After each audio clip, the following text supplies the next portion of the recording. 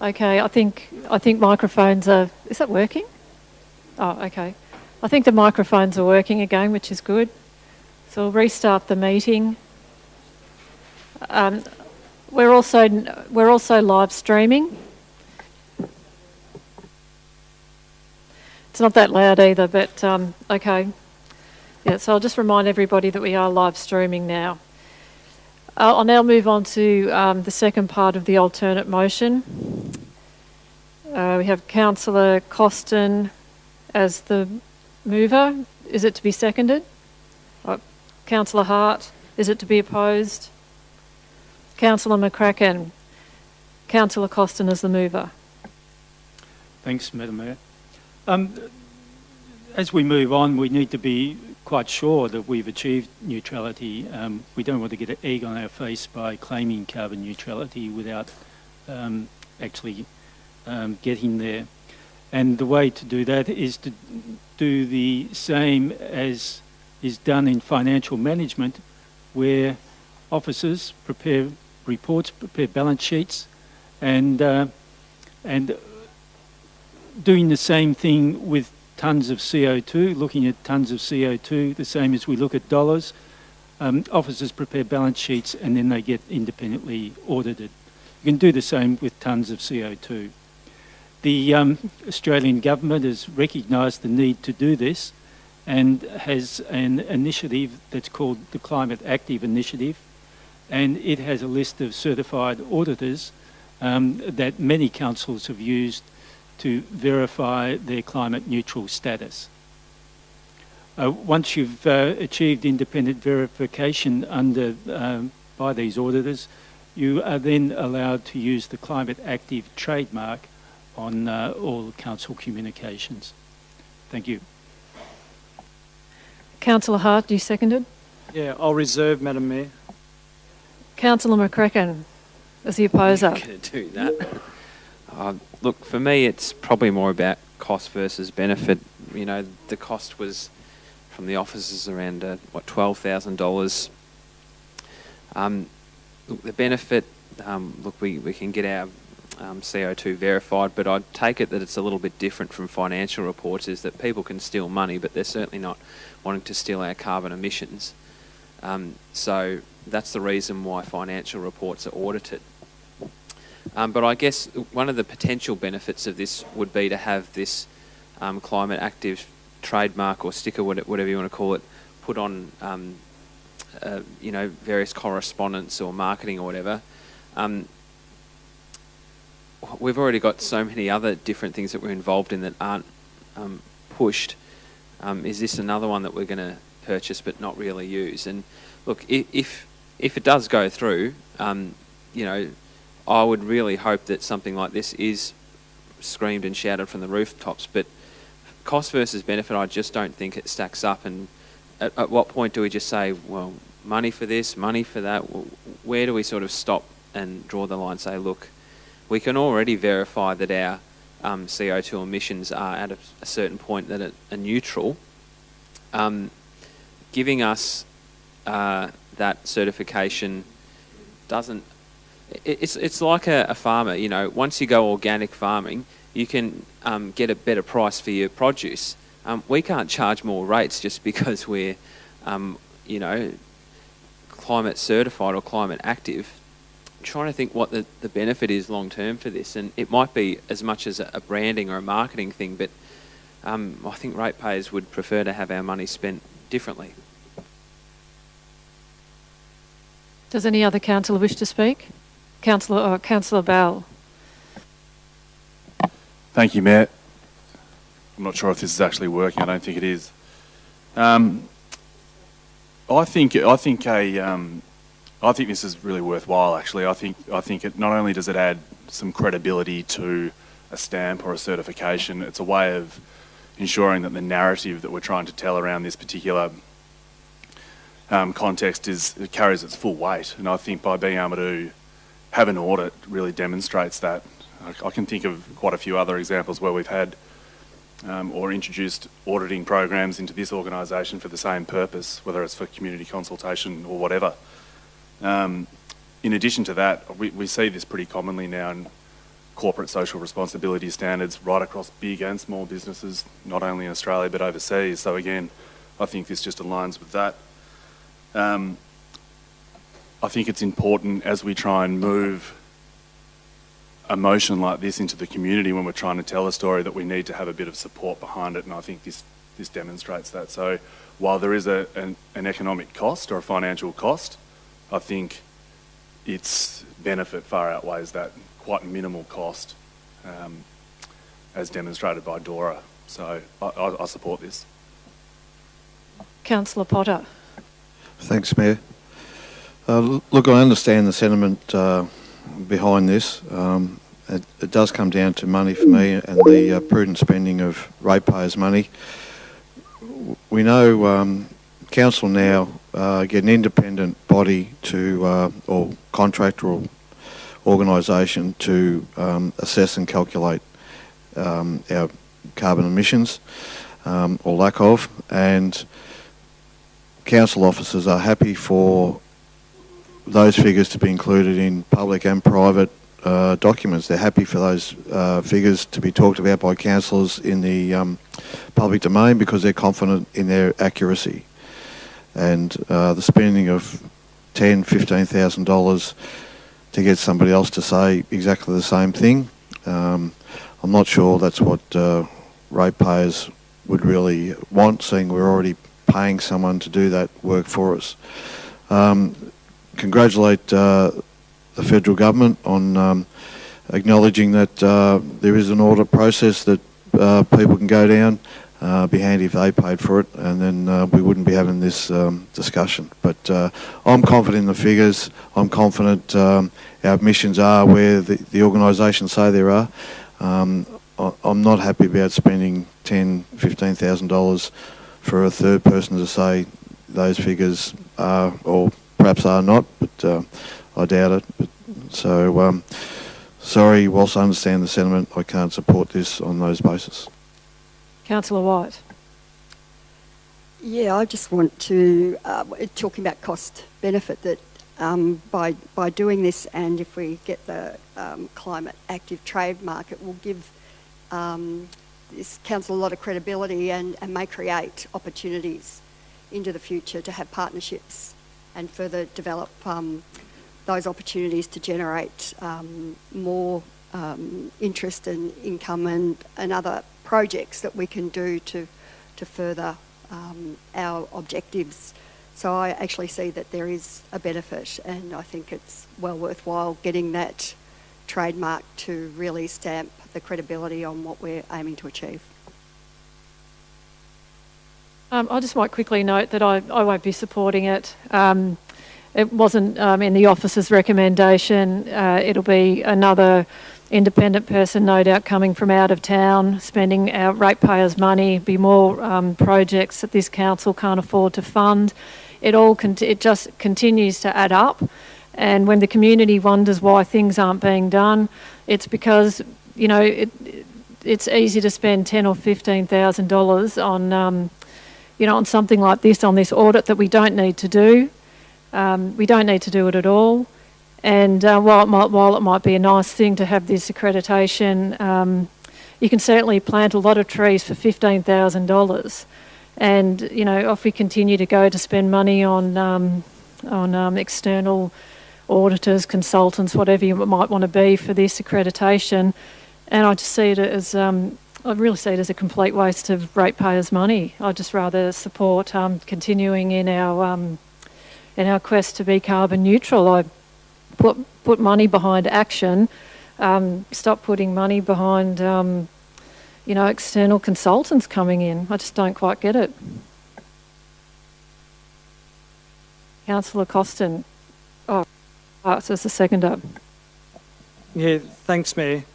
I think Councillor McCracken was right when we should be screaming this from the rooftops, and if we have this audit done and have this proper certification, this could bring positive attention to this municipality that you would have to spend much, much more for in publicity. We should be singing from the rooftops that this has been achieved. First rural council in Victoria, and the audit will give us the power to do that. It will give us the power to do that. It could draw attention from, well, throughout Australia to this region, attention that, as I say, if you were trying to do through an advertising campaign, would potentially cost much, much more than $12,000. So yes, Councillor McCracken is right in saying that we should be screaming this from the rooftops. I understand that if we were just looking at just achieving this and then going on and just having this internal, I could understand the argument that it's a waste of money. It's not a price that you pay every year. I understand that you do it perhaps once every 4 or 5 years. Providing we follow up with screaming it from the rooftops and bringing the attention, the positive attention to this region, I think councillors with the best of intentions have underestimated and downplayed what they achieved in the first part of this resolution. That's where the opportunity is, but we need to seal that opportunity by doing the audit so we have that official tick and can withstand that scrutiny, which will come. If you do scream it from the rooftops, there will be the scrutiny, and this audit is the part that will withstand that scrutiny. Councillor Costin, you have a right of reply. Thank you, Mayor. I think as councillors we have a responsibility to be sure that what we say we've done, we've actually done, to make sure that what we receive in reports is correct. If we don't do this audit, I think there'll be forever a question mark on whether we've actually achieved carbon neutrality or not. Thank you. Councillors, I will now call for a vote. All those in favour? All those against? The item is carried 4-3.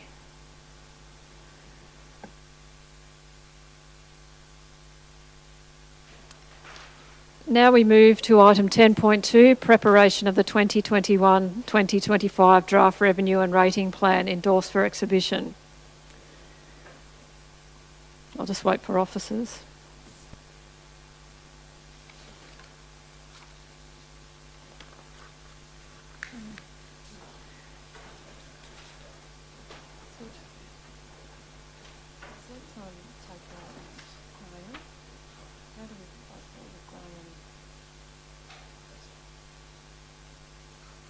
No, that's right. Okay, do councillors have any questions of officers? Councillor Hart. Thank you, Mayor.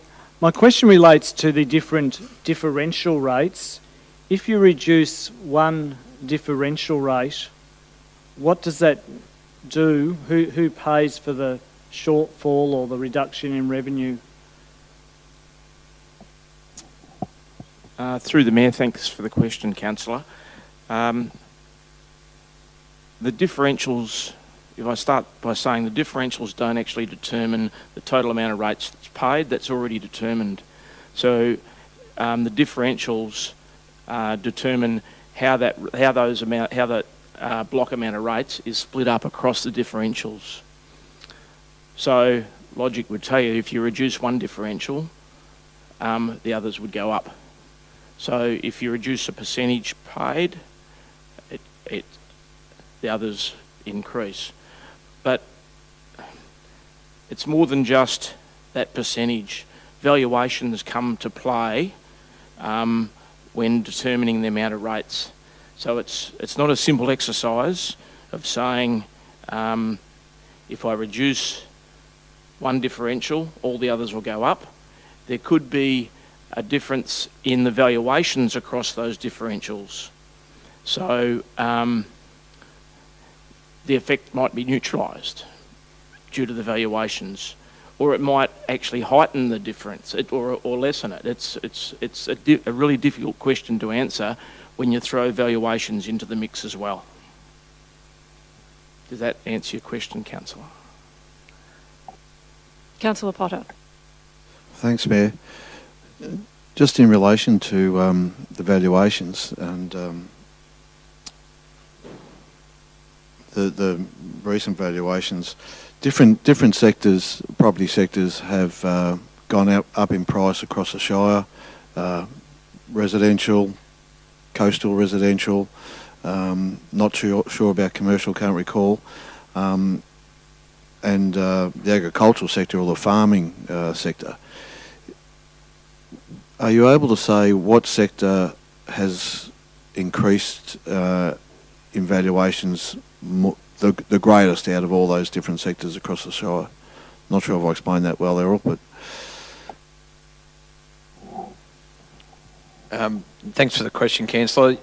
Yes, through the Mayor, the initial valuations that we've got in to date, which is stage 3, so they're really indicative at the moment, are probably reflecting the last 12 months. So commercial are actually, obviously commercial's not travelling real flash at the moment with COVID, so their valuations are quite low. But the highest group at the moment would be the rural farm area. So, which is, yeah. Councillor Costin, then Councillor Hart. Errol, if we reduced the farm differential rate to 73%, what would be the dollar impact on residential rates and commercial rates?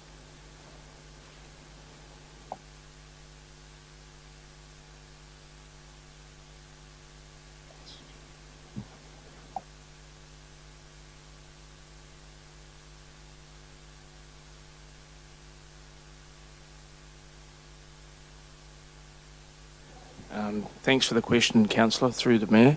I guess as I mentioned in the last answer that I gave for Councillor Hart's question, that's a difficult question to answer when you have valuations included.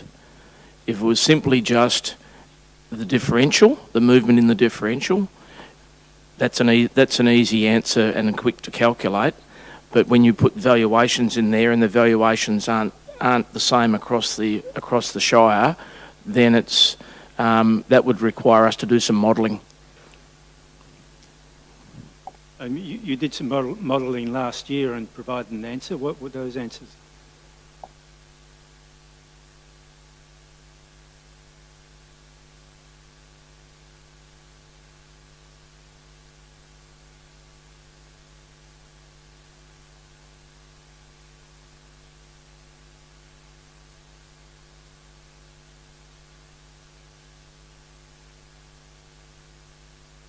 I think, to be fair, the officers haven't had any notice of this question.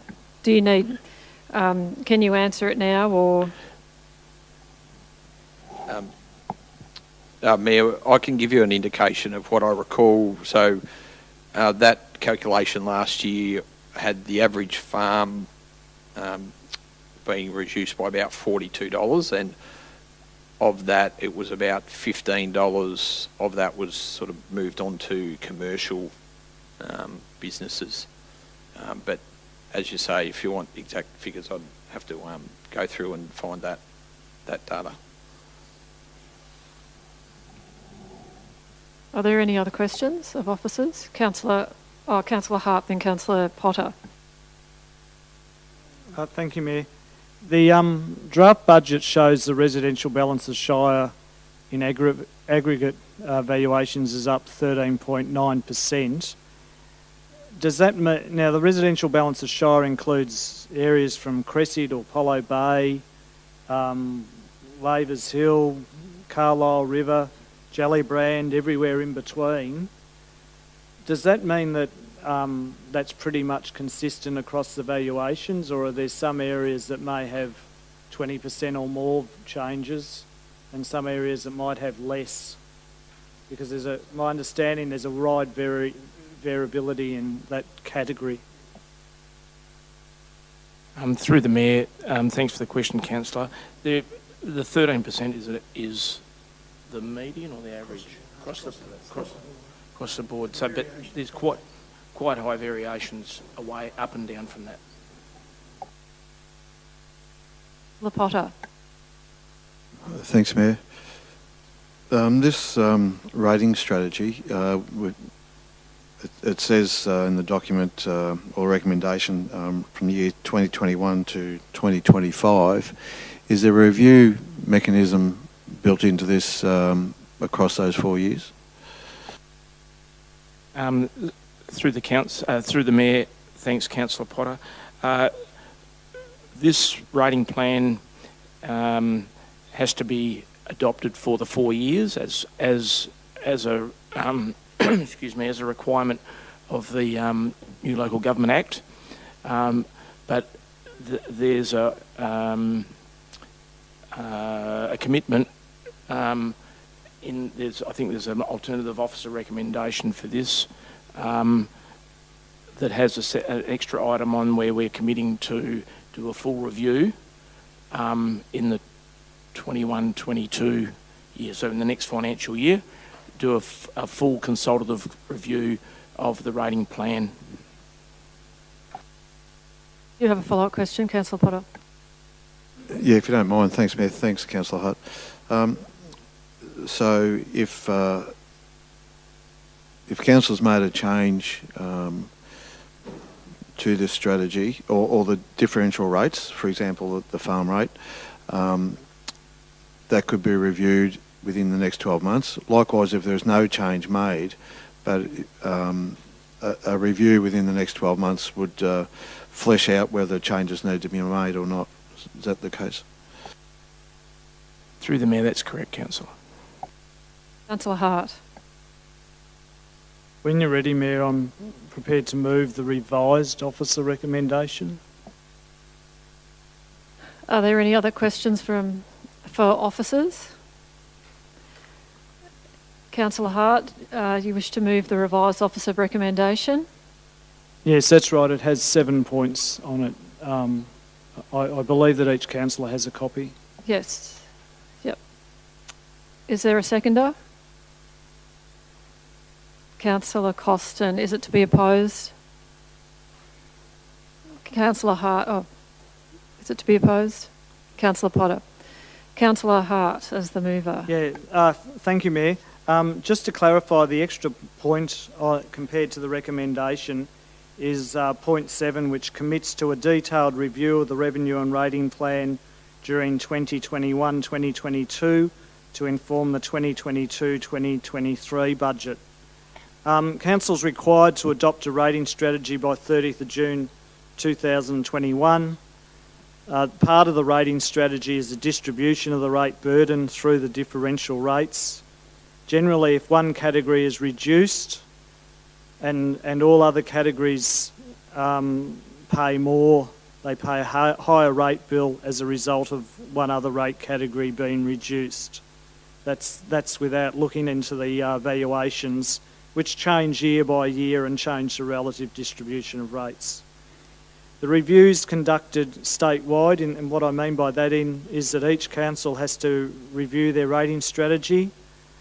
And a recent review by the state government identified that councils should model proposed changes in their rate strategy. They should be transparent. They should put out to the public the strategy in such a way that the community can understand how any changes will affect them as ratepayers. What I'm suggesting we adopt this evening is to keep the rate categories the same as they were last year. In other words, no change. Because there's no time that council could genuinely disclose proposed changes. That would require modelling. Councillor Costin asked a question just a short while ago, and there was the answers or inability to answer, and I appreciate it's hard to answer because it's a complicated issue. Just demonstrate that it takes time to go through all the different information so you can honestly disclose to the community how a proposed change will affect them. I think what we need to do is to put out what is essentially the same rating strategy or differentials that we have at the moment, prepare our budget on that basis, but note the extra point, that's the point 7, which will give time for council to go through this process with a new rate strategy in the coming year. We'll have time to do the modelling. We'll ensure that Council is open and transparent with that and meets the issues that were raised as part of the state government's rate review, that if you're going to change different components of a rates strategy, you need to model it, you need to explain to the people who will be affected how they will be affected so they can make informed comments on it. We can't quickly do that in the next few weeks, so we should keep the strategy the same. Councillor Hart is the seconder. Sorry, Councillor Costin is the seconder. I was looking at the right councillor, wrong name. Councillor Potter is the opposer. Thanks, Mayor. And I note Councillor Hart's words, and I thought he spoke very well in explaining the process. However, Council, prior to this Council, adopted a strategy to reduce the farm rate to 73%. That was suspended last year because of COVID. We kept it at 75.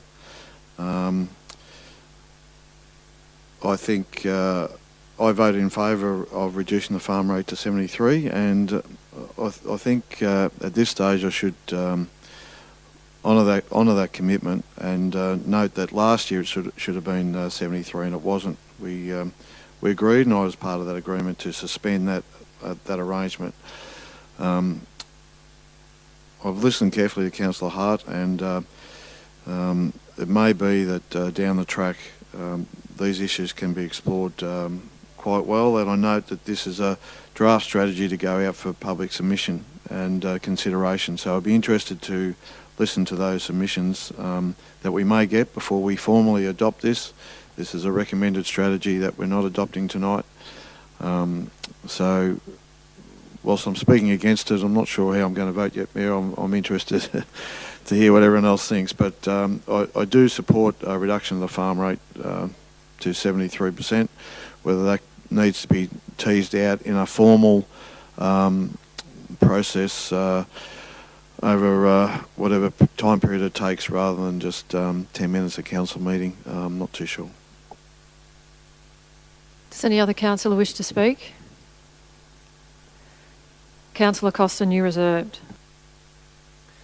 Thank you, Madam Mayor. I think Councillor Hart has put his position quite clear, and I support that position, and I don't really have much more to add. Thank you. Councillors, I'll now call for a vote. All those in favour? Councillor Hart, you had a right to reply. Thanks, Mayor. When the strategy was exhibited, the one that Councillor Potter's referred to, it was exhibited with a 75% farm rate. It was never modelled with a 73% farm rate. That's never occurred. Since that decision, that was a last-minute decision with no modelling, no disclosure, no transparency, there's a new Local Government Act. There's been an inquiry into the rate system that says if you're going to change the categories, essentially, they should be properly exhibited, modelled, so you can see how it will affect you. It's never been done. The way it was handled 2 years ago, I'm sure, complied with what was required then, but since then the new Act's come into place. I don't see how we can change the strategy without the proper modelling that's now expected. That said, there is an opportunity for the public to comment on this draft, which is essentially to keep the rate categories as they are for one more year. Councillors, I'll now call for a vote. All those in favour? All those against? The item is carried 4-3.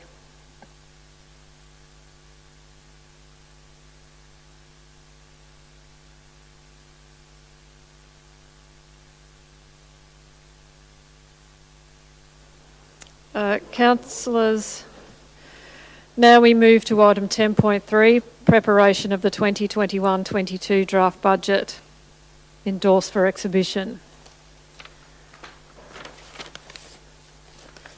Do councillors have any questions of officers?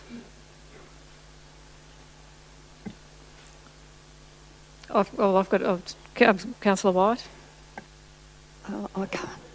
Just one for Mr. Lawrence. I note that 18 organisations or agencies were asked to comment and be engaged in the budget, and you sent out a draft budget, and we only got one response from the Colac Chamber of Commerce. I'm just wondering if you could comment on that, and I know it's, you know, we want to engage with the community and think of different ways of doing that, and is there something we could do differently, or have you got any thoughts on that? Thank you. Through the Mayor, thanks for the question, Councillor. Just hold you one moment there. I note Councillor Costin had a conflict of interest on this item.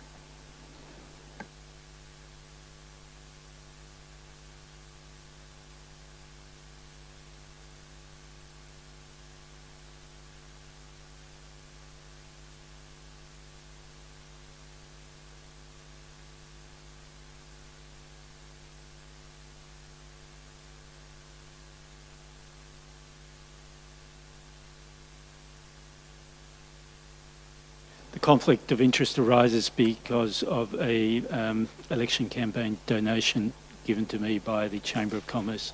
Thank you. We'll just make a clarification. So Councillor Costin is required to leave the room. Council can consider that particular item in the budget as a standalone item, and then once that item's been considered, Councillor Costin can return and participate in the full budget conversation and then vote on the budget. So that's the process we should now follow. Councillor Hart. Thanks, Mayor. So just to be clear, can I ask for some clarification? The first one I think we're considering is that Council approves funding of $5,000 to Apollo Bay Chamber of Commerce as part of the total business case allocated in the 2021-22 draft budget. May I suggest or ask for clarification that any questions should only relate to that part, because otherwise it would seem a bit unfair that Councillor Costin can't be present to hear any other questions or answers. Yes, I think that, and sorry, Councillor White, we might just have to put your question on pause until Councillor Costa comes back. And yes, we'll proceed like that. Questions on the recommendation that Council approves funding of $5,000 to the Apollo Bay Chamber of Commerce. Excuse me, Mayor, that the Councillor White's question does relate to the Chambers of Commerce. Oh, well, there you go. So, does it? I think you answered in a more general sense. Yep.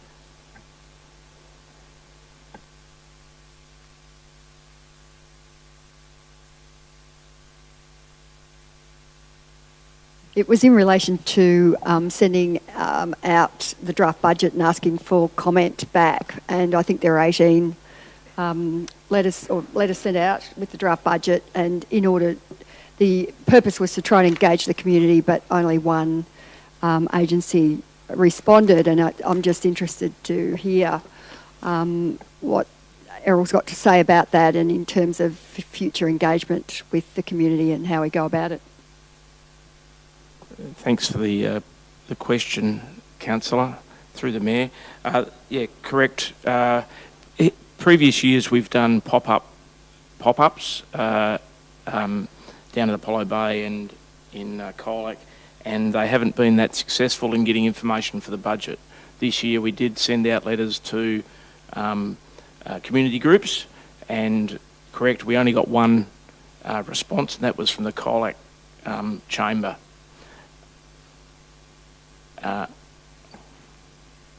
Are there any other further questions relating specifically to this item? Councillor Potter. Thanks, Mayor. I can't recall our last budget. Have we previously allocated money in the budget to the Apollo Bay Chamber of Commerce? And if we did, does anyone remember how much that was? Mr. Surin. Through you, Mayor. No, not specifically through the budget process. We have provided grants through the community grants or community funding program previously. Councillor McCracken. Thanks. Just quickly, is this What is this $5,000 for? Is it a particular project, or is it just recurrent funding sort of thing? Like, what's the main gist of it?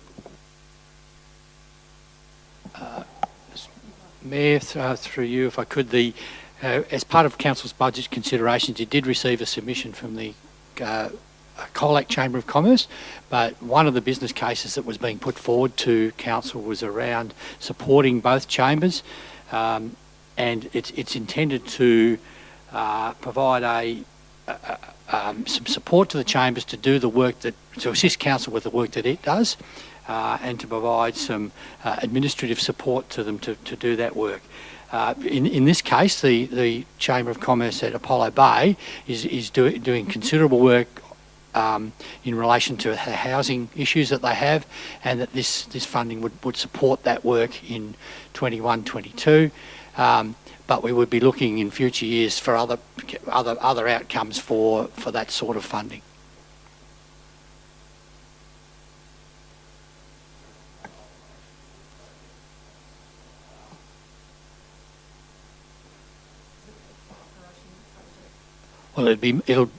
Well, it's to enable them to undertake projects engaging with the community that Council might otherwise have to do, but the Chamber can do it in a more nimble and direct way than the Council can. Councillor White, then Councillor Hart. And just to clarify specifically around the affordable housing issues, is that what the Chamber are asking the money for? Chamber haven't asked for the money this year, but that's where, for this purpose this year, but that's where they intend to spend it if Council allocates it. Councillor Hart. Thanks, Mayor. So is there a similar amount being proposed for the Colac Chamber? And if we're putting, is there any sort of, the second question is any sort of MOU or understanding what this money's for at this stage? Are we suggesting it be allocated in the draft budget, and then the fact as to whether or not it will actually be paid will depend on some subsequent conversation? I'm just I'm trying to understand whether on the 1st of July you're going to send them the $5,000, and that's what we're deciding if it's in the budget. Through the Mayor, the amounts proposed in the budget for Colac Chamber of Commerce is $10,000 and Apollo Bay Chamber of Commerce is $5,000 in light of the nature and scope of works conducted by each chamber. It's been communicated with the chambers that, in particular with Colac Chamber of Commerce, who made the request to Council, that if it was approved through the draft budget process, that a memorandum of understanding of the works to be completed by the Chamber in collaboration with Council would be entered into before the final budget is provided to Council. Councillor Hart. When you're ready, Mayor, I would be prepared to move an alternative to the alternative, which would want to say something that the actual that notwithstanding that it's approved it's in the budget, that the actual payment of the funds is dependent on a memorandum of understanding being entered into with Council, so there's some check or balance as to what the money is actually for. I'm happy for the Council officers to perhaps come up with some better words than I've thrown out. While they're doing that, are there any further questions? No. All right, we'll just... Yep.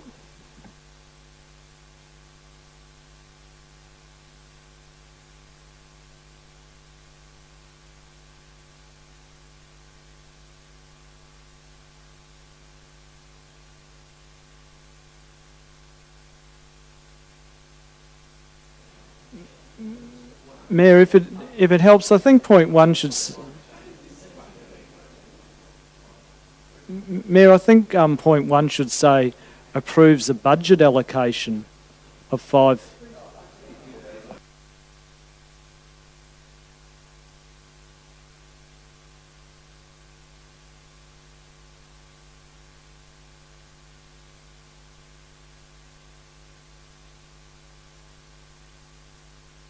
And point 2 might start, the council resolves that payment is depending on an MOU being entered into to the satisfaction of council or the CEO. See, it's the satisfaction of the CEO. Peter, you wish to make a comment?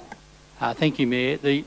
In presenting the business cases to council and the list of business cases, or the information that council received as we were preparing the budget, that's clearly stated in the business case. So there are a number of these business cases that have different conditions and things in them. So that is what we will do. We can reinforce that tonight, but it is clearly what is intended as part of that process.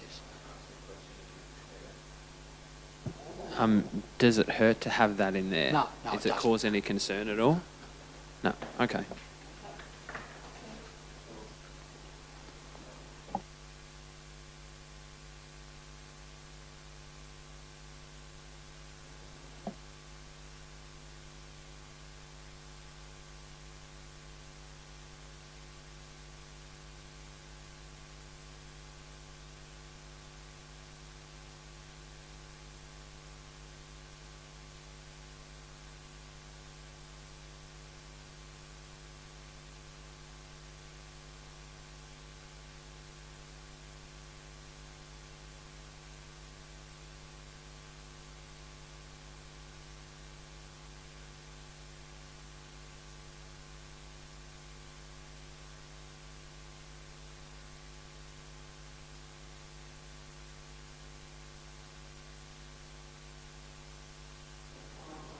Councillor Hart, does that read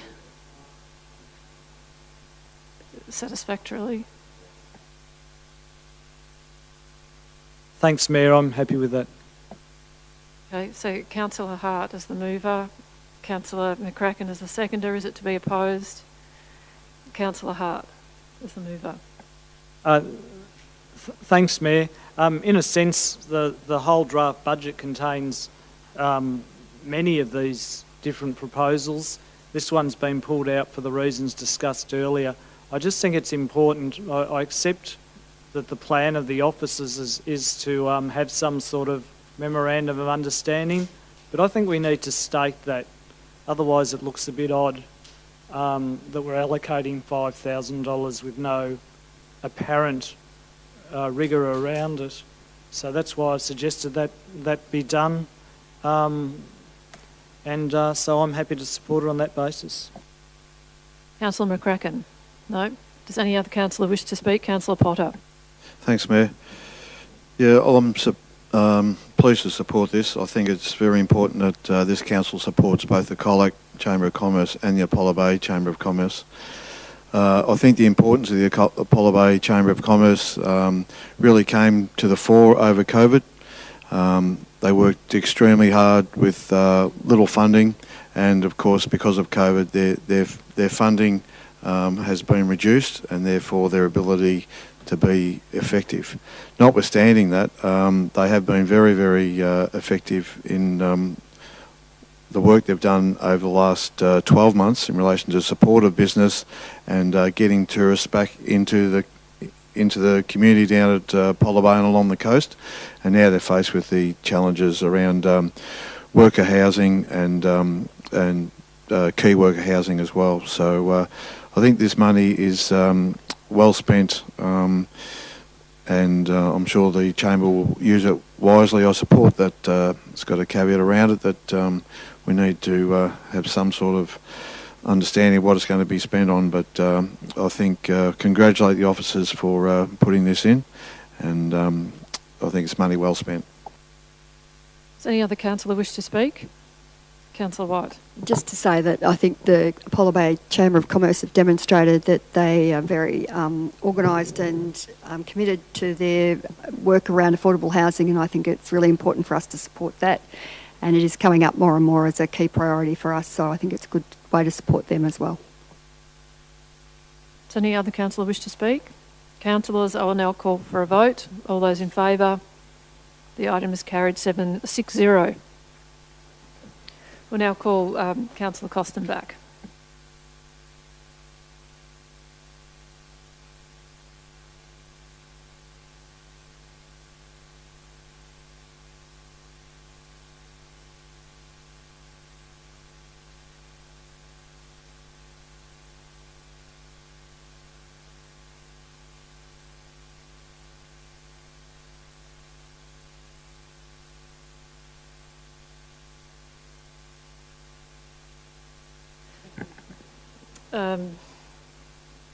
We've now got questions of officers. On recommendation, on further on the budget. Councillor Potter. Thank you. Perhaps a question for Chief Executive. Recommendation 1, that point there, the council apply a rural farm differential of 75%. Is that now redundant given that we've adopted the rating strategy?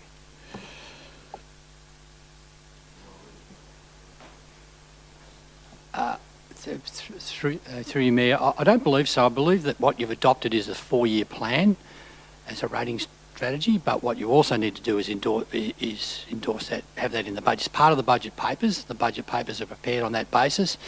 I guess it's arguable whether it's redundant, but I think it's important to restate that for the 21-22 year.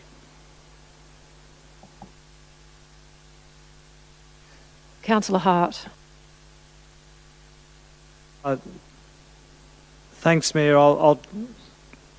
I can understand the question that Councillor Potter raised, and I had the same question. But when you're ready for it, Mayor, I'm happy to move recommendation 1, rather than having a debate as to whether or not it's required.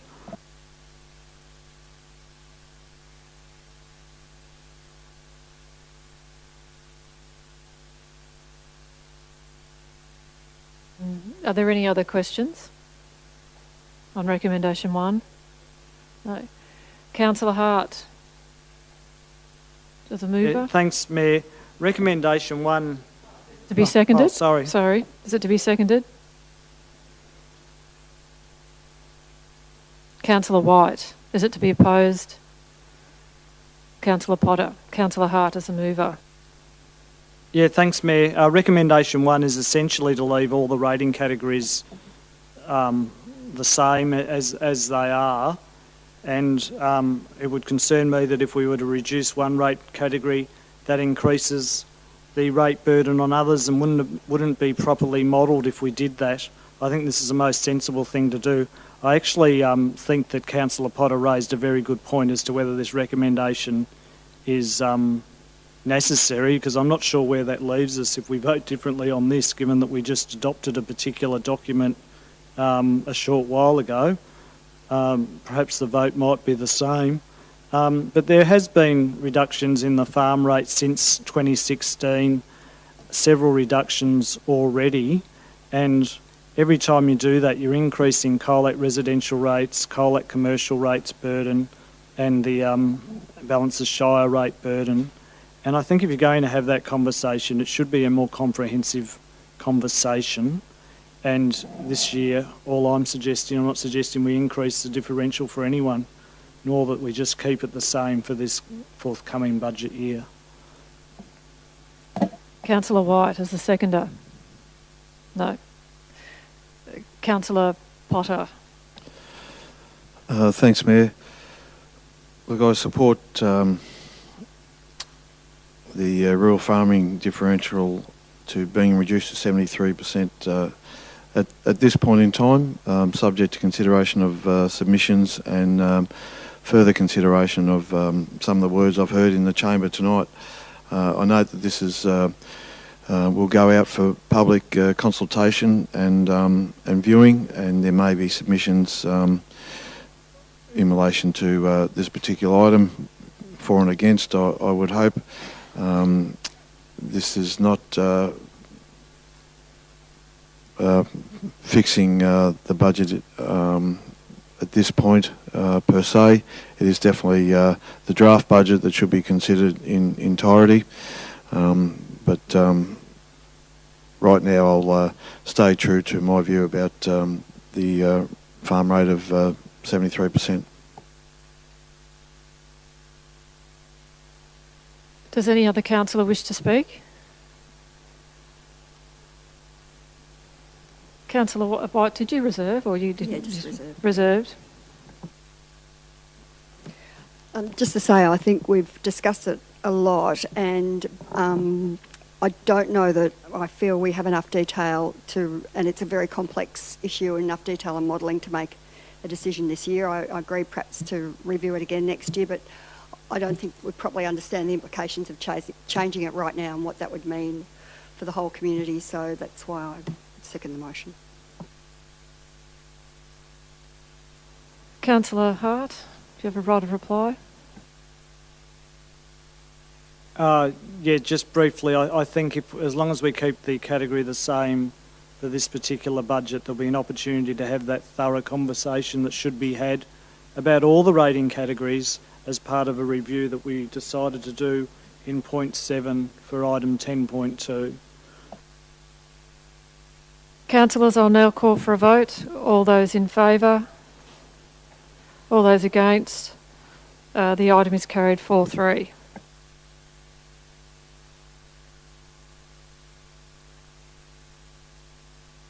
We'll now move on to the third part of the budget item. Do councillors have questions of officers? Councillor Hart. Yeah, thanks, Mayor. My question relates to a proposed recycling charge to take effect from 1st of January 2022. I'm not sure if hopefully someone in here is familiar with that. And the question is, could we get some indication, has the cost to dispose of recycling compared to rubbish to landfill, has that changed significantly in recent years? And do we have any approximate idea as to how that has how significant that change has been, if it has indeed changed? Through the Mayor, look, it certainly has changed significantly in recent years, given that it's not that many years ago that council were actually paid for that resource, and now the equation has completely flipped, and council and the community need to pay to dispose of that resource. In terms of the exact numbers, I'd be happy to take that on notice and provide council with some exact figures on how the trend has moved over, say, the last 5 years.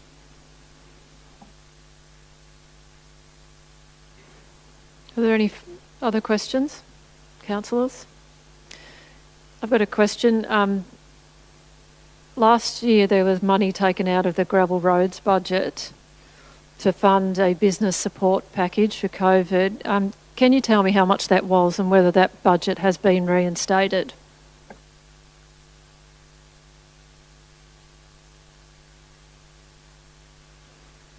Through the Mayor, from memory, and I do apologise, I'm just going on memory, I think that we reduced that budget by around $200,000. In the proposed budget, that funding for the resheeting of gravel roads has returned to normal levels, which we think is sustainable. So you didn't make up for the money that was taken out last year, you just... So you haven't got an extra $200,000 in this year, it's just back to the not standard budget. Through the Mayor, your summary is correct. We haven't made up, if you like, the shortcoming from the current financial year. Would it, just a further question on that, would it be fair to say that the majority of the gravel roads that probably didn't get resheeted or redone were in rural areas? Through the Mayor, that would be fair to say, because obviously the majority of our gravel roads are in rural areas.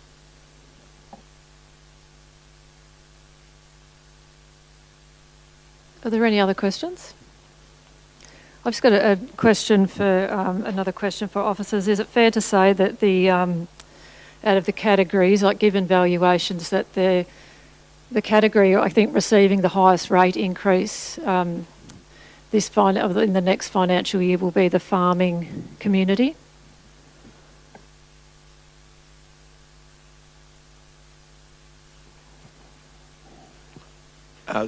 Yes, Mayor, that would be based on the initial indicative valuations that we've received. That would translate to more of the rate birding being taken by the rural farm area at this point. Yeah, my understanding is the farming community would probably receive rate increases of over 5%. Is that your understanding? Yeah, that's pretty close to what the modelling that I've done is showing at the moment, yes.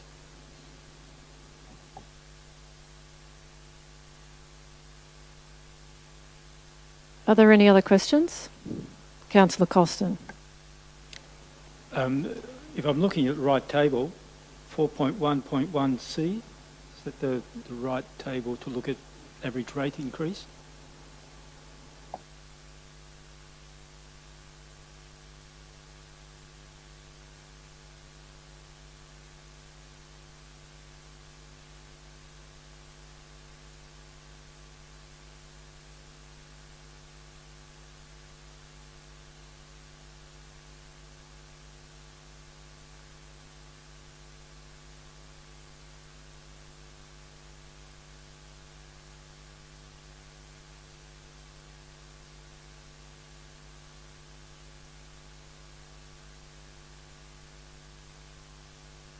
So that shows the average. Am I right in saying the average farm rate will go up 5.1%? The average balance of Shire residential rate will go up 4.6%? No, through the Mayor, they're actually total rate revenue, so they're not averages per assessment. They'll be closely aligned to that, but they're actually, if you have a look at that table, totals 26 million. So that's the actual total rate revenue and the movements within each differential. So that means that the revenue generated by farming properties will increase by 5.1% and revenue generated by balance of Shire properties, residential properties, goes up 4.6%. Yes, correct. Yeah. So they'll move a little bit based on reclassification, like if some properties have moved between, like been subdivided and been reclassified or whatnot. So it'll be very close to those amounts, but they do differ once you run an average over them. Do you know why the revenue generated from the holiday rental category has decreased so much, 8.2%? Decreased? Yeah. Through you, the Mayor, that's because I believe we had about 60 properties drop out of that category over COVID. They have either moved into them and stopped and ceased being holiday rental, so they've moved into residential. So that's one of the reasons why when you go through the average, they will change a little bit.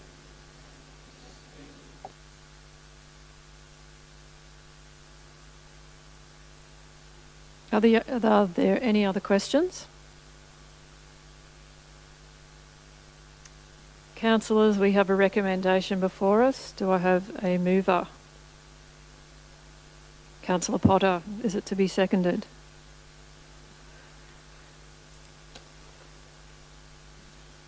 Is there a seconder for the budget? No. Oh, Councillor Bell, is it to be opposed? No. Councillor Potter is the mover. Thanks, Mayor. I was a bit worried there. And look, notwithstanding the rating differential percentages, I am pleased to move this draft budget for submission for consideration of the community. Firstly, my personal view was that the way we went about drafting this budget was a credit to the officers and my fellow councillors. My experience over the last 4 years that sometimes drafting the budget is a bit piecemeal and a couple of hours here, a couple of hours there, spread out over longer periods. This year in the main, we all sat in the room together and went through it line by line and piece by piece, and I thought that was a very good process, and I thought the material presented to councillors was very good, so thank you staff for that work.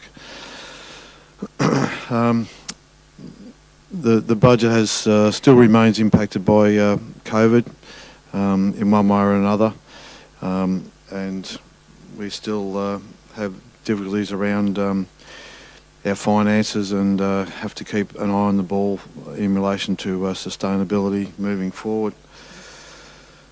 I hope other councillors may pull out a few highlights, but I just want to touch on a couple of things in relation to employee costs. Whilst there is some view, there are some people in the community who feel that our employee costs are too high and we have too many employees.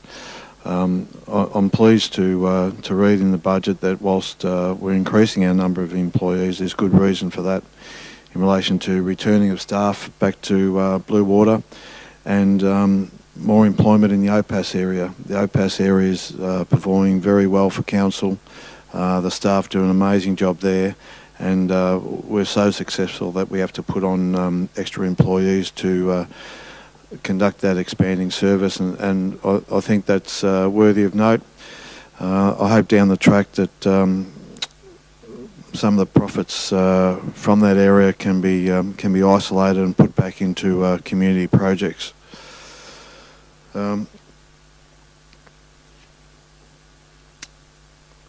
I'd just like to touch on fees and charges for a minute as well. Again, councillors went over that very, very thoroughly. I note there's some fees and charges in the Port of Apollo Bay that have increased well and truly above the CPI increase, but these increases are necessary and have been well workshopped with the port users 18 months ago. They were suspended over COVID quite rightly, and whilst it's a little bit of a hit for the port users, the staff at the port, Simon Macbeth and his crew, have worked well with the user groups down there to explain those significant increases and the reasons why they're necessary moving forward. So I hope this budget will be supported. Councillors took a while to get a seconder, but it's important. It's important to put it out there for the community to look at. And I think overall it's a pretty good document given the constraints that we're under. Councillor Bowell is the seconder. Thank you, Mayor, and thank you, Councillor Potter, for your talk just then. I agree with all of that. I won't add too much. I just wanted to thank and echo the thoughts of Councillor Potter with the officers' input into what is, I think, a really good piece of work, particularly for myself, who is a first-time councillor and hadn't gone through the process before, and I understand it took on a slightly different approach this year, and I think it worked really well. So thank you for that. Does any other councillor wish to speak? Councillor Hart. Yeah, thank you, Mayor. I will be supporting this resolution. Encourage the public to have a look at the document and to take the opportunity to make a comment on the budget. Some of the highlights are that there'll be no new borrowings, 13.7 million of capital program as per the budget papers, 8.6 million of that's for renewal expenditure, but I do note that that's only equating to 94% of depreciation, so there is a bit of an issue there. There's been a lot of discussion about rates. This council, as I'm sure you know, Mayor, supports the rate capping to keep rate increases as low as possible. There will be a lot of variability due to change values in how different people are affected. The balance of Shire rate, which includes everywhere from rural areas from Cressid or Apollo Bay, everywhere in between, Alvey, Carlisle River, Jellybrand, all those places. There's a lot of variation in the valuation changes in those areas, some over 20%, some less than 5%. If your valuation goes up 20%, it doesn't mean your rates will go up 20%, because the average increase in the Shire was 12.2, but it does mean that if your property's gone up more than 20%, you'll get a rate rise that is higher than the 1.5% cap. On the other hand, there'll be some people that, because their properties haven't gone up to 12%, will get a rate reduction.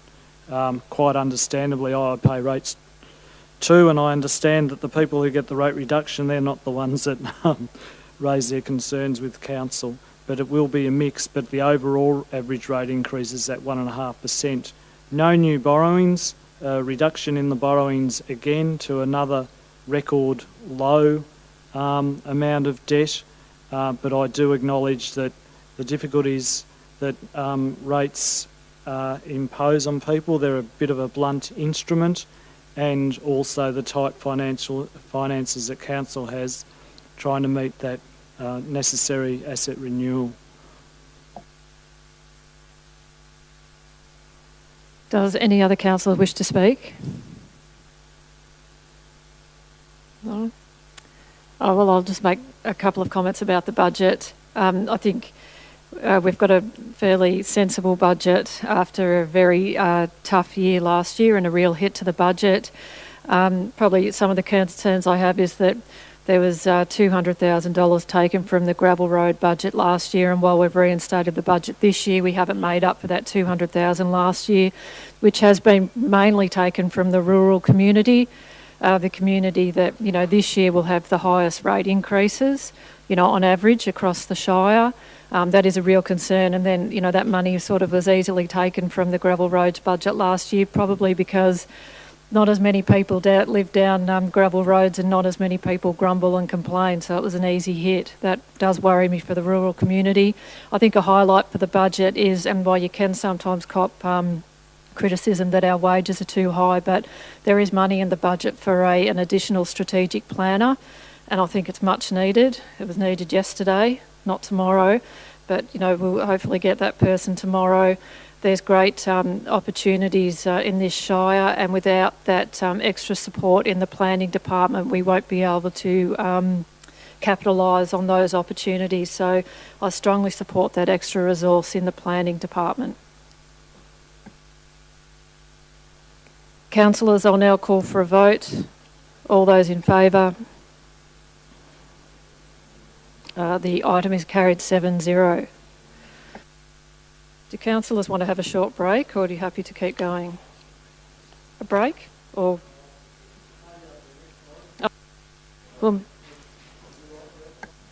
Yeah, can I just move a procedural motion that the next two items are heard together? Councillors, I'll now call... that's a procedural motion. I'll now call for a vote. All those in favour? Yep, the item's carried 7-0. So we'll hear item 10.4 and 10.5 on block. And we'll just wait for the officers to make their way forward.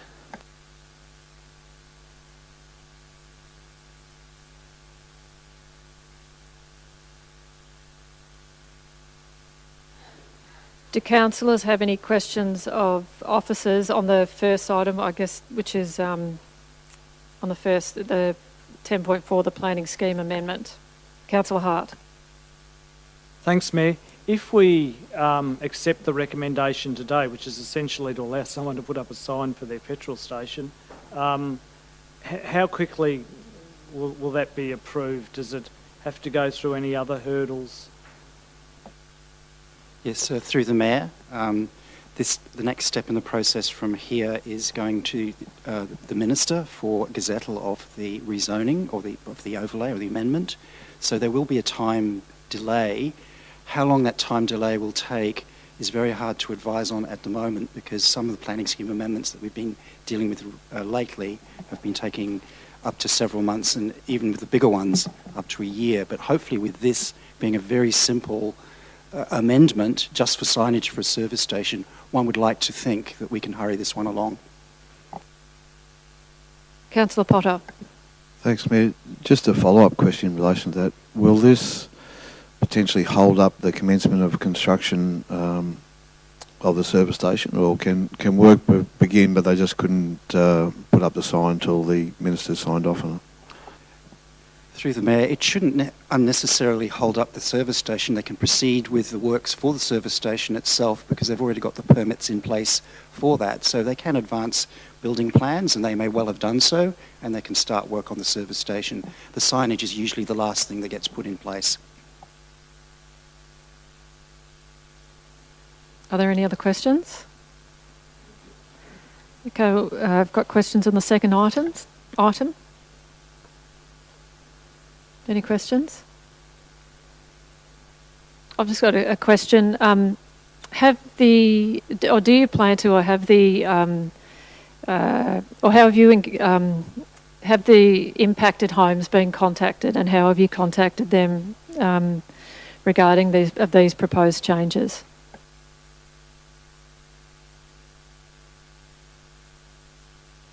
Sorry, through the Mayor, sorry, I just misunderstood that. In relation to the Birregurra flood amendment? Yes, that's right. Yep.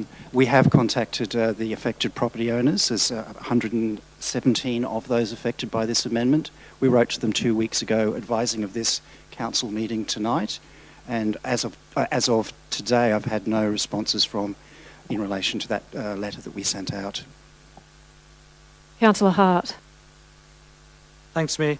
I'm just wondering how long you're thinking of exhibiting the amendment for the flood study. I understand that council has a policy of at least 6 weeks, but it's a pretty significant amendment. I wonder if it could be, whether you might be exhibiting it for a little longer than that. Through the Mayor, as you mentioned, 6 weeks is the minimum that we usually use, and that's what we were proposing to use with this particular amendment. We will be going out and doing some individual sessions in the community as well with the Corangamite Catchment Authority, so we will be consulting quite considerably, even further from what we've done already. Of the affected property or impacted properties, how can you guarantee that that each person, someone hasn't been missed? That you might have sent them a letter, you haven't heard anything from them. That probably doesn't necessarily mean they got the letter. They might have got lost in the mail. Is there some sort of follow up so you definitely know that these people know about this?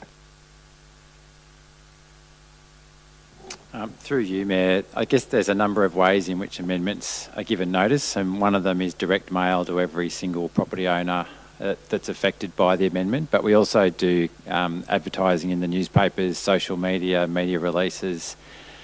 We'll be contacting the Birregurra Community Group and asking them to forward the details of the amendment to their membership. So we don't just rely on one method of contacting the community.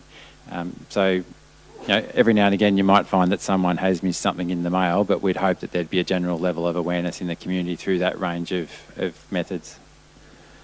And we'd be proposing to use the Birregurra newsletter, which does go to a number of the people in the community as a method of communicating. Councillor Potter. Thanks, Mayor. And just following up on your question, there's some vacant land, or quite substantial parcels of vacant land that are affected by this. How were the owners of those properties contacted? Did you write to their home address as opposed to the address of the vacant land? Yeah, through the Mayor, it would be going to their home address. We did get 1 or 2 sent back, and they usually relate to things like a Telstra tower. Those are the types of things that get returned.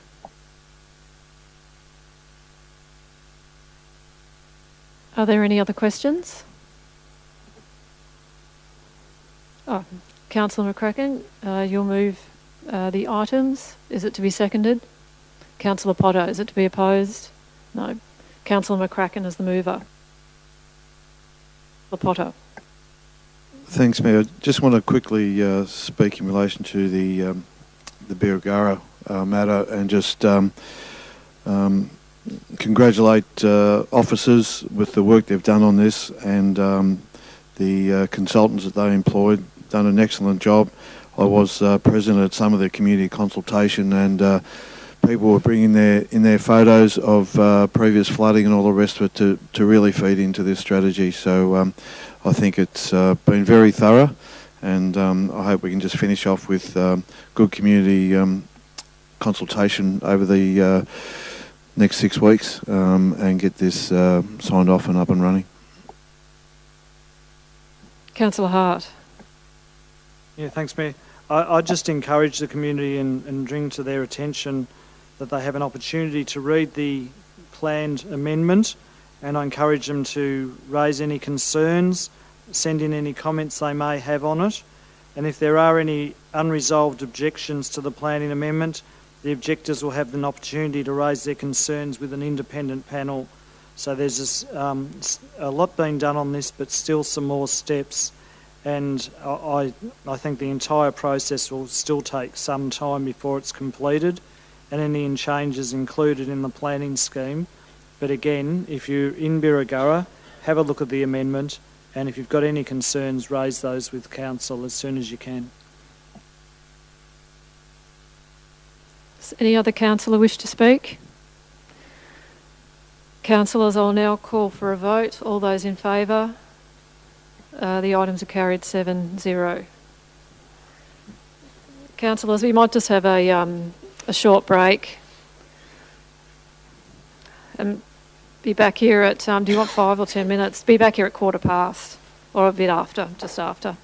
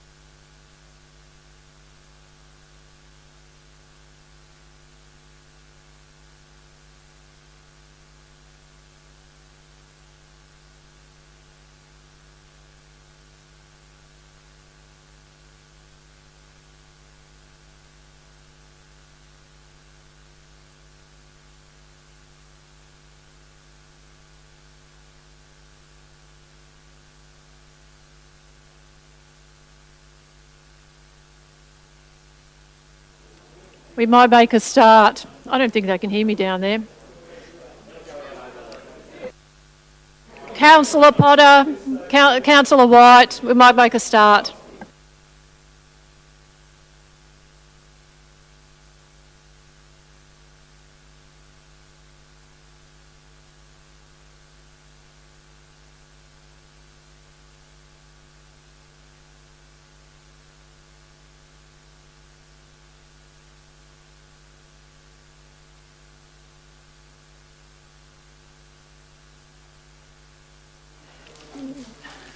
Councillors, now we move to item 10.6, Development Agreement and Lease Agreement for Apollo Bay Early Hub Facility.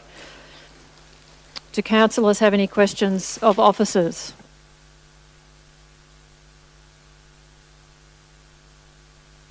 Councillor Hart. Yeah, thank you, Mayor. I'd just like to get some clarity around the confidentiality around the proposed lease and the development agreement.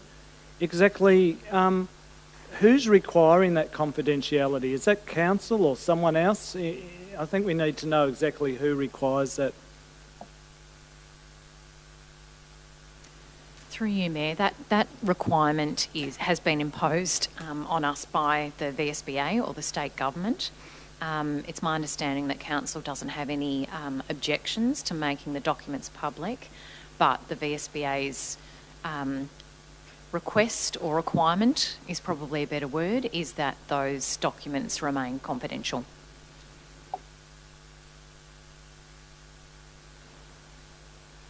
Are there any other questions of officers? Councillor Costin. Thanks for your work on this, Tamsin. Are we as certain as we can be, certain as possible, that there's nothing in these agreements which would preclude childcare? Through you, Mayor. Yes, we are. So within the lease, there is a specific part of the lease which says it permits the uses at the site, including children's services, maternal and child health, long day care, which is a form of childcare, before and after school childcare, complementary family and community-based services, occasional care, which is another form of childcare, supported playgroups, childhood intervention services and a toy library. So we're confident that the documentation allows us to incorporate childcare, but the critical step is getting the letter of intent from the Minister for us to progress with the next stage of planning for childcare, and that's the part that we're still waiting on. Are there any other questions for officers? Councillor Hart, I believe you have an alternate. Yes, Mayor. I think councillors have got a copy of the two blue sheets. Essentially, I'd like to move the two resolutions together. That's to do with the lease and the development agreement and the lease. And it has an extra point on it, which I'm happy to speak to if we get to that, about the confidentiality of the document. So there'd be 8 points to do with the development agreement. There'd be 11 points to do with the lease. And the second last point to do with the lease, I think our blue copies have a word wrong. It should say that it's the lease agreement we're talking about rather than development agreement, but that's been fixed. But I'll just flag, Mayor, that if someone wants to deal with these separately, I'm happy to deal with them as two separate matters. I'm happy for them to be dealt with together, unless it's... Okay. Councillor Hart as the mover, is it to be seconded? Councillor Potter, is it to be opposed? Councillor Hart as the mover. Thanks, Mayor. I might try to make my discussion a little bit more straightforward than the resolution, which I think now has 19 points. Essentially what this is all about is a kindergarten for Apollo Bay on the college site, the school site. Council's committing to put some funds in from the sale of the existing kindergarten building, and there's an agreement around the development and what those funds are for, and also There is a lease agreement, and that's what these two resolutions relate to. I think there's been great efforts by the community working together with the school and working together with council to get this improved facility for the school site. I'm aware that the issue of daycare is still one that hasn't been completely resolved and is one that I think council needs to keep working on and is working on. The extra points that I've put in this resolutions, or these resolutions compared to the recommendation, is to make it crystal clear. Point 8 resolves that council has no objection to releasing the document, and this is a development document, publicly if the state government removes its requirement the document be confidential. Point 19, I think, or 11, it is there on the screen at the moment, resolves that council has no objection to releasing the other document, that's the lease, if the state government removes its requirement the document be confidential.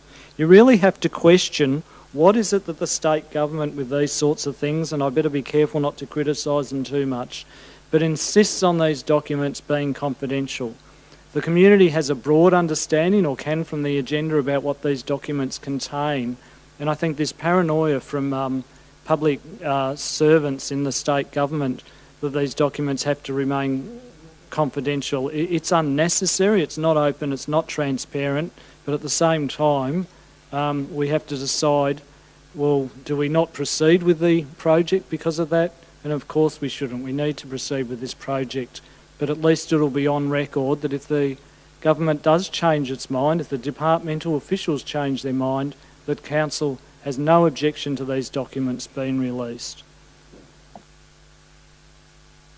Councillor Potter is the seconder. Thanks, Mayor. Yeah, I'm pleased to support these two alternative motions. I'm sure all councillors are really. This is another step forward in securing the construction operation of Apollo Bay Early Years Hub at the P12 College at Apollo Bay, and I think it's a fantastic step, and I endorse the additional points that Councillor Hart tacked onto the end. Council is about trying to be transparent where we can. We have nothing to hide in relation to what's going on with this facility, and I think it's important to show that, and of course there's two parties involved, so we've done our bit in relation to making these documents available for public scrutiny, but there's nothing to fear within the documents anyway. As I said, this is another important step in getting this facility built, and I'd like to congratulate the officers and the community for the work they've done to date. Does any other councillor wish to speak? No. Councillors, we have a alternative motion before us. I'll now call for a vote. All those in favour? The item is carried 7-0.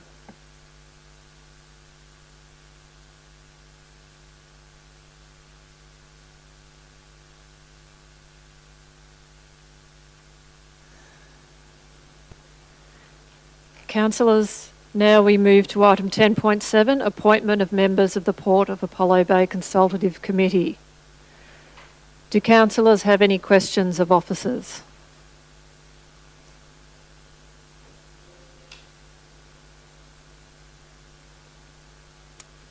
No. Councillors, we have a recommendation before us. Do I have a mover?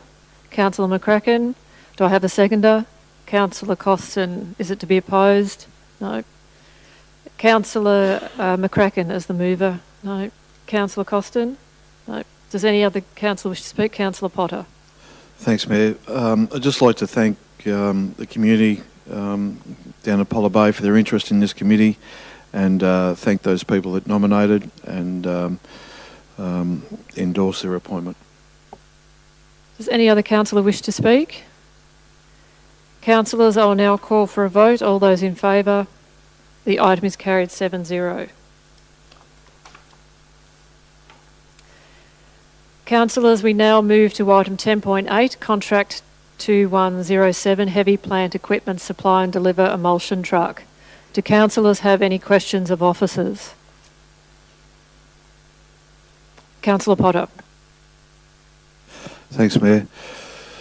Mr McGann, just in relation to consideration of the purchase of this particular item and perhaps other items, is the organisation looking further afield in relation to electric power alternatives for this type of equipment? I understand the field is very limited when it comes to trucks, but I just want to have an understanding that we do look down that sphere of machinery. Through the Mayor, thank you for the question. It's certainly true that in relation to trucks, the field is a little bit limited in terms of electric powered trucks, but I would imagine that in, say, 5 years down the track, that situation will have changed. So we're certainly monitoring that as time goes on. In relation to our vehicle, light vehicle fleet, that's certainly becoming more of a consideration for us in terms of council's pool vehicles. As they get progressively replaced, we'll be looking to replace those with either hybrid or electric vehicles. And with the other vehicles in our fleet, we'll be discussing each vehicle with the, if you like, the person responsible for that vehicle, with a view to where it suits the requirements of that staff member for vehicles to be replaced with hybrid or electric vehicles as well. And we think that the price of these vehicles will reduce over the next few years. Are there any other questions of officers? No. Councillors, we have a recommendation before us. Do I have a mover? Councillor Costin, is it to be seconded? Councillor McCracken, is it to be opposed? Councillor Costin is the mover. No. Councillor McCracken is the seconder. Does any other councillor wish to speak? No. Councillors, I'll now call for a vote. All those in favour? The item is carried 7-0. Thank you.